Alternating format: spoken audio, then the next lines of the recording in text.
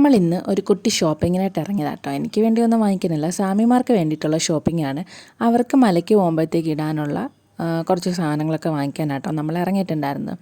അപ്പം നേരെ ചെന്ന് ലുങ്കിയും കാര്യങ്ങളൊക്കെ നോക്കിയിട്ടുണ്ടായിരുന്നു. പിന്നെ അല്ലറ ചില്ലറ സാധനങ്ങളൊക്കെ വാങ്ങിച്ചിട്ട് ഷർട്ട് നോക്കാനായിട്ട് വന്നു.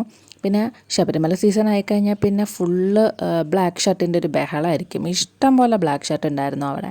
അതിനകത്തുനിന്ന് എന്തായാലും നമ്മൾ ഷർട്ടും കാര്യങ്ങളൊക്കെ സെലക്ട് ചെയ്തിട്ടുണ്ട്. അത് ട്രൈ ചെയ്ത് നോക്കിയിട്ടൊക്കെ ഉണ്ടായിരുന്നു.